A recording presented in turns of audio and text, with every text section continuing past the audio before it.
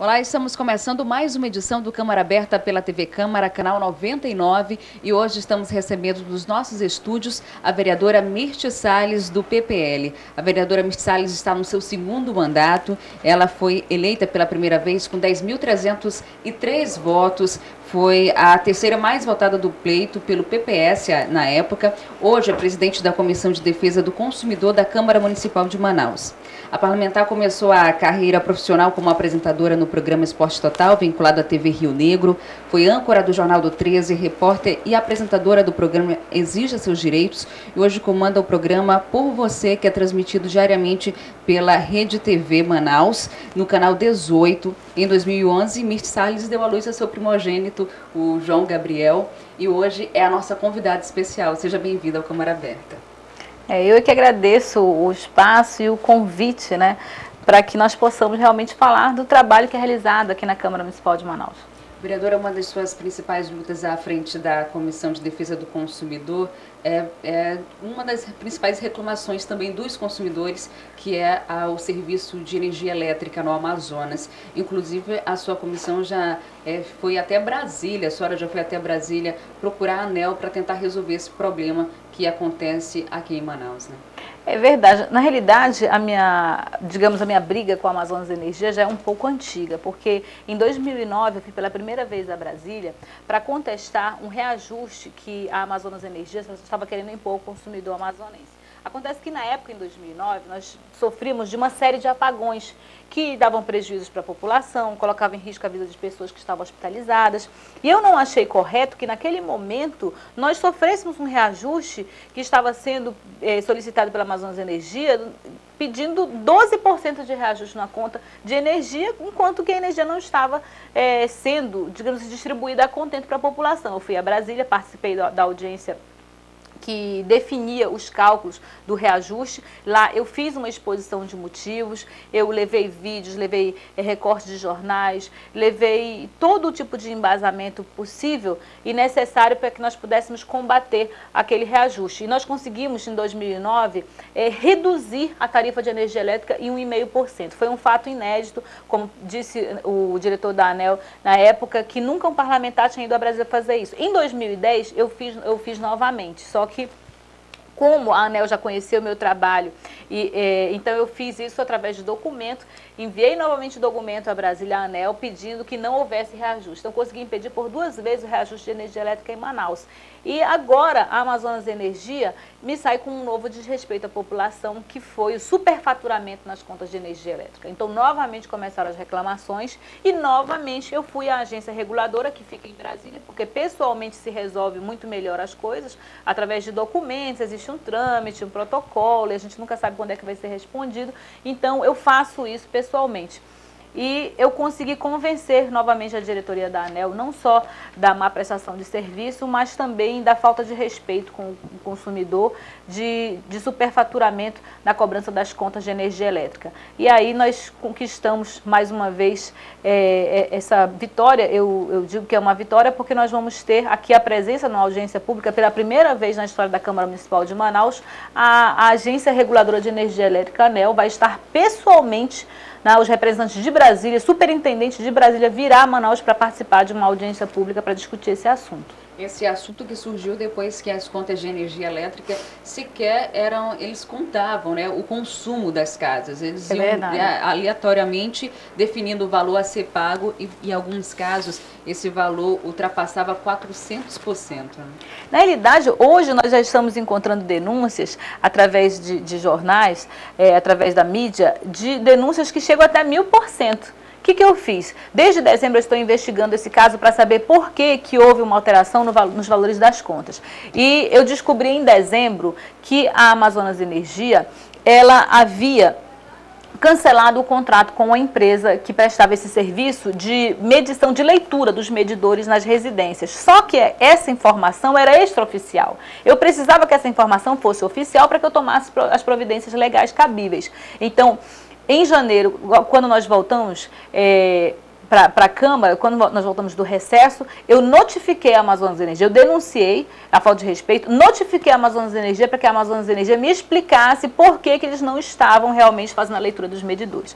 A Amazonas Energia me enviou oficialmente também um documento, e nesse documento a própria Amazonas Energia, ela assume o erro, ela assume que não estava fazendo a leitura nos medidores desde o mês de outubro. Ora, nós estamos no mês já de março, então ela estava mês de outubro, novembro, dezembro e janeiro sem fazer a leitura dos medidores. Então imagina só se eles tinham condições de colocar na conta com exatidão o consumo o consumo mensal do consumidor. Não tinham e começaram a fazer cobranças aleatórias. Acontece que no meio da minha investigação eu descobri que a Agência Nacional de Energia Elétrica tem uma resolução que é a 414, que é para a gente, o que é para a gente o Código de Defesa do Consumidor, para a Comissão de Defesa do Consumidor, para a ANEEL é a resolução 414. Aqui, essa resolução, ela trata das normas, não só de funcionamento, mas de todas as condições gerais de fornecimento de energia elétrica. Estão todas as normas, e nessas normas aqui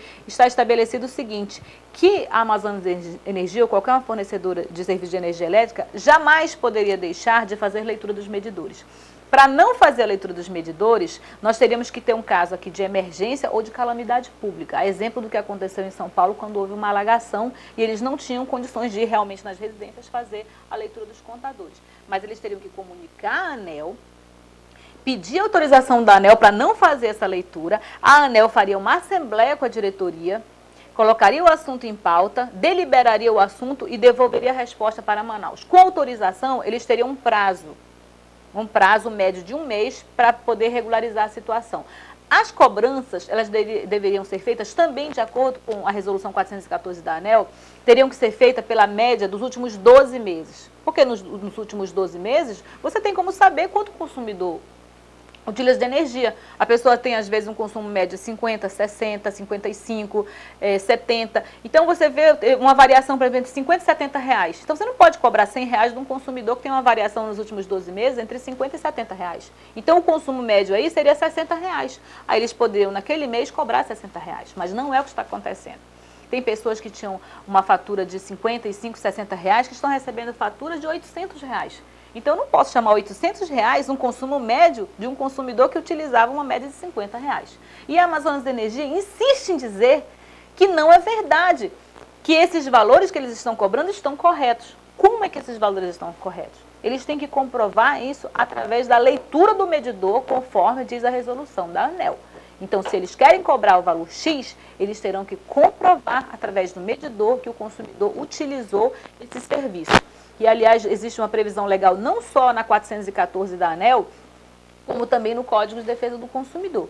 Porque o artigo 6º, que trata dos direitos básicos, diz que, neste caso, cabe a inversão do ônus da prova em favor do consumidor. Ou seja, a Amazonas Energia que tem que comprovar que o consumidor utilizou aquela quantidade de quilowatts. E não o consumidor comprovar que ele não utilizou.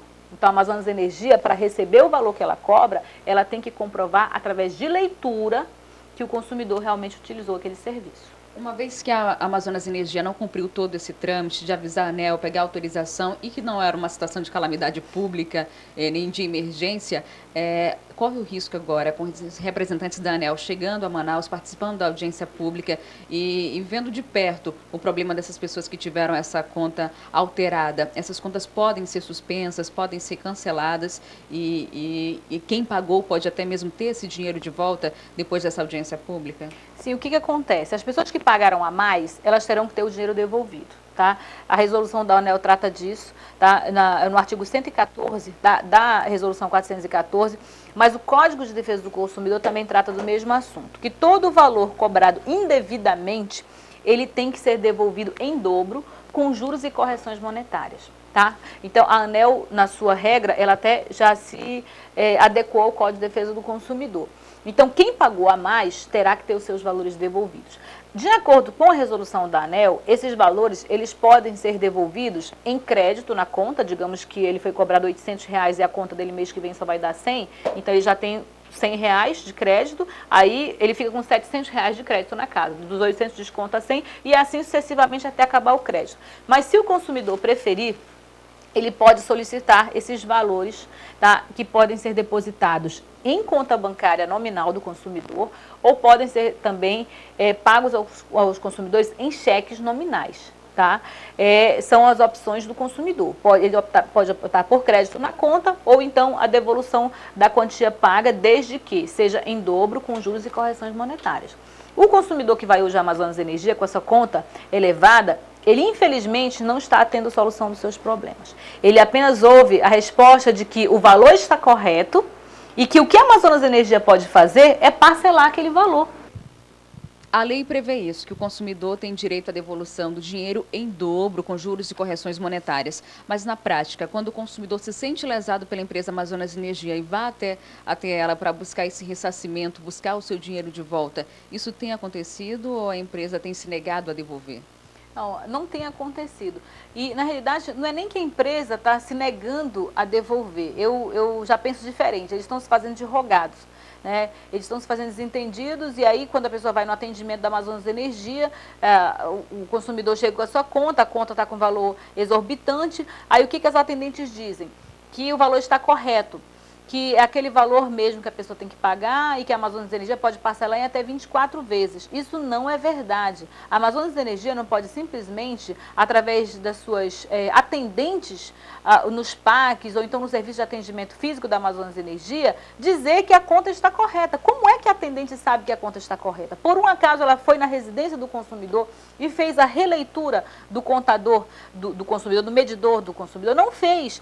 E o Código de Defesa do Consumidor, no seu artigo 6º, ele prevê a inversão do ônus da prova. Ou seja, a Amazonas Energia é que tem que provar para o consumidor, através de leitura, na sua conta tarifária, que o consumidor realmente utilizou aquela quantidade de megawatts. Ele comprovando que a Amazonas Energia comprovando que o consumidor realmente utilizou aquela quantidade X de megawatts, aí sim se faz o cálculo e se chega ao valor da fatura.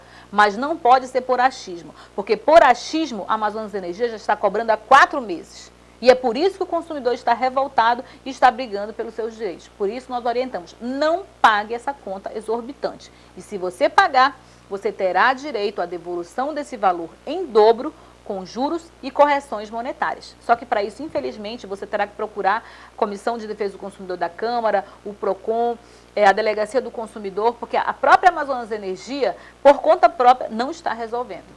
Essa orientação que eu gostaria que a senhora desse aos nossos telespectadores, no caso, o consumidor resolve não pagar porque acha que o valor não é justo. Ele tem ameaça de corte da energia elétrica, tem também a ameaça do nome para SPC, Serasa, alguma coisa de crédito, e ter o crédito comprometido. Então, qual é a orientação? Chegou uma conta na minha casa, essa conta está sendo cobrada num valor indevido, eu não acho que é justo, o que eu devo fazer? Primeiro contestar. Não existe essa história, essa conversa de que primeiro eu vou pagar, ou primeiro você tem que pagar para depois contestar. Não existe isso. Ora, se você pede um prato de comida, esse prato veio servido pela metade, aí você vai comer a metade da comida e vai pagar um inteiro, e depois que pagar o inteiro é que você vai reclamar? Isso não existe.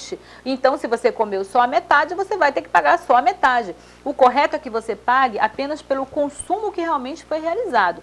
Então, nós orientamos realmente ao consumidor não pagar. Não existe uma possibilidade também de Amazonas Energia ameaçar com a colocação do nome do consumidor no SPC e no Serasa. Se a Amazonas fizer isso, aí o consumidor já pode recorrer à justiça. O dano é muito maior para a Amazonas Energia, o prejuízo é muito maior, porque a Amazonas Energia já vai ter que pagar um dano moral para o consumidor, porque o consumidor não está se negando a pagar a sua conta de energia elétrica. O que ele está se negando é a pagar um valor exorbitante, um valor que não é devido. O que o consumidor quer é pagar o valor correto. Então, o correto é pegar a conta, ir na empresa de energia elétrica e contestar. Esse valor está muito elevado. A Amazonas Energia, o procedimento é a Amazonas Energia vai à casa do consumidor, efetua a leitura do medidor, inclusive com acompanhamento do consumidor. Isso tudo tem que ter acompanhamento do consumidor para que ele tenha certeza de que está sendo feita a leitura correta. Após ser feita a leitura, se gera uma nova fatura, aí sim o consumidor paga.